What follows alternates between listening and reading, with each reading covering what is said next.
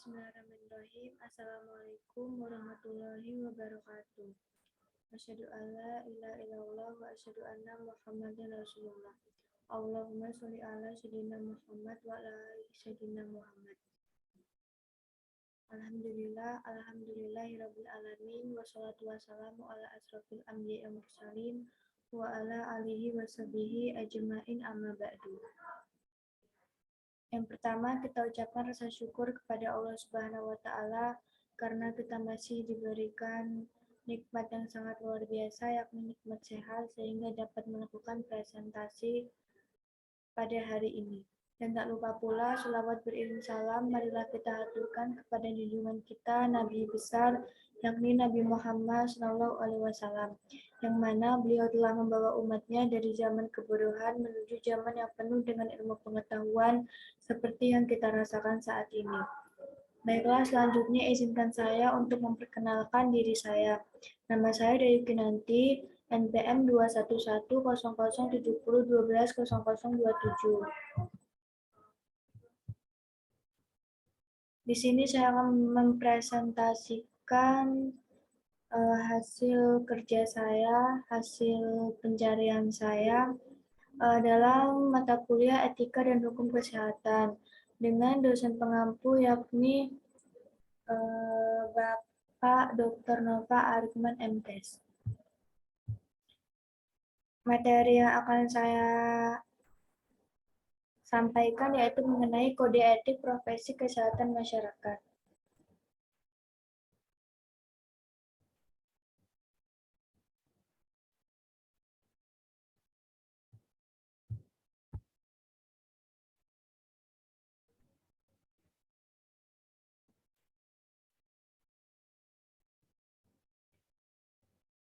Kode etik kesehatan masyarakat merupakan landasan moral dan pedoman tingkah laku profesional yang dijunjung tinggi, diamalkan, dan diamankan oleh setiap anggota profesi kesehatan masyarakat. Kode etik kesehatan masyarakat wajib dipatuhi dan diamalkan oleh pengurus dan anggota organisasi tingkat nasional, provinsi, dan kabupaten atau kota. Setelah itu, etika kesehatan masyarakat juga dapat diartikan sebagai suatu tatanan moral berdasarkan sistem nilai yang berlaku secara universal dalam eksistensi, mencegah perkembangan risiko pada individu, kelompok, dan masyarakat dan mengakibatkan penderitaan, sakit, dan kecacatan, serta meningkatkan keberdayaan masyarakat untuk hidup sehat dan sejahtera. Kemudian ada beberapa contoh. Yang pertama yaitu aksen atau tindakan. Jadi lakukan tindakan medis sesuai dengan keperluan pasien dengan keramahan, tamahan, dan empati. Jadi di sini memberikan suatu pelayanan sesuai dengan kebutuhan pasien dengan harapan cepat pulih. Kemudian yang kedua itu attitude atau sikap.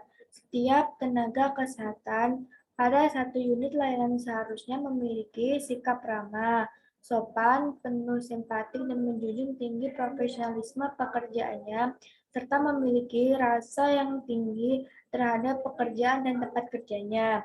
Kemudian yang terakhir yaitu ability atau kemampuan. Setiap tenaga kesehatan harus memiliki kemampuan seperti komunikasi yang baik dengan pasien, memiliki pengetahuan yang cukup di bidang kerjanya, memahami stop dasar untuk menangani keluhan pasien, dan memiliki kemampuan untuk memotivasi dirinya agar senantiasa memberikan prima dengan tidak mencampur adukan dengan permasalahan pribadi. Kemudian materi yang kedua yaitu mengenai kegunaan kode etik bagi profesi kesehatan masyarakat. Kegunaan yang pertama yaitu kode etik membantu meningkatkan kepercayaan publik terhadap integritas sebuah profesi dan melindungi klien. dalam hubungan dan tanggung jawab seorang kesehatan masyarakat yang profesional kepada klien dan kesejahteraan mereka. Selanjutnya juga mencakup penegakan dalam kepercayaan dan komunikasi kepada masyarakat. Kemudian yang kedua yaitu kode etik profesi kesehatan masyarakat berfungsi untuk memberikan pedoman. Memberikan pedomannya itu kepada setiap anggotanya tentang prinsip profesionalitas yang digariskan. Kemudian yang ketiga yaitu sebagai sarana kontrol sosial bagi profesi kesehatan masyarakat sebagai cara untuk mencegah intervensi dari pihak lain di luar organisasi mengenai hubungan pekerjaan. Kemudian yang terakhir yaitu meningkatkan kesehatan. Meningkatkan kesehatan ini melalui upaya bersama masyarakat secara terorganisir untuk sanitasi lingkungan, pemberantasan penyakit, pendidikan kesehatan, pelayanan kesehatan preventif dan promotif adalah lebih penting daripada kuratif dalam rangka peningkatan status kesehatan masyarakat.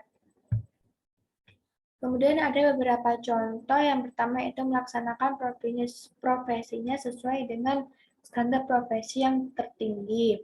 Jadi sudah ada aturan mengenai standar profesi, maka hal tersebut harus dilaksanakan sesuai dengan profesinya. Kemudian yang kedua yaitu menjunjung tinggi, menghayati dan mengamalkan profesi sanitasi dengan sebaik-baiknya. Sangat memerlukan tanggung jawab yang besar sebagai suatu profesi kepada klien ataupun pasiennya untuk dapat mendapat untuk mencapai untuk mencapai uh, untuk mencapai suatu spesifik tentang kesehatan. Kemudian yang ketiga yaitu menghindari suatu perbuatan yang bersifat memuji diri sendiri. Kita tidak boleh terlalu membanggakan diri sendiri, yang mana memang suatu profesi itu selebihnya merupakan tanggung jawab, sudah sepantasnya menjadi tanggung jawab pribadi. Kemudian yang ketiga yaitu resum, kode etik, persakmi, dan IAKMI. Jadi Persakmi ini merupakan suatu organisasi profesi tenaga kesehatan masyarakat.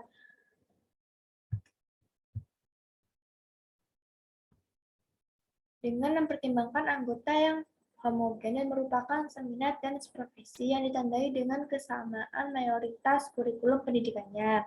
Organisasi Persakmi memiliki landasan hukum sebagai sebuah organisasi sebagai berikut. Yang pertama yaitu Akta Notaris nomor 3 tanggal 29 Oktober 2009 oleh Notaris Suwondo Raharjo SH yang berkedudukan di Semarang. Kemudian yang kedua itu terdaftar wajib pajak nomor PEM 11463 garing WPJ titik 10 garing KP titik 1503 garing 2009. Yang terakhir yaitu keputusan Menteri Hukum dan Hak Asasi Manusia Republik Indonesia nomor AHU 07.AH.01.06 tahun 2010 tentang pengesahan Perhimpunan Sarjana Kesehatan Masyarakat Indonesia.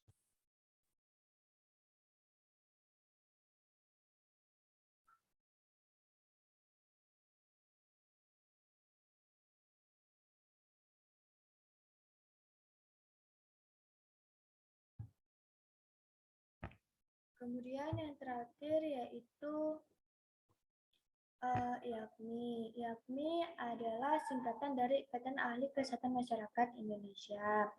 Ini merupakan satu organisasi profesi yang bersifat independen dan multidisipliner untuk kepentingan kesehatan masyarakat. Berasaskan Pancasila dan berdasarkan Undang-Undang Dasar 1945. IAKMI memiliki visi untuk menjadi organisasi profesi bertaraf dunia dalam mencapai derajat kesehatan bangsa setinggi-tingginya. Baiklah, itu beberapa materi yang saya sampaikan pada hari ini.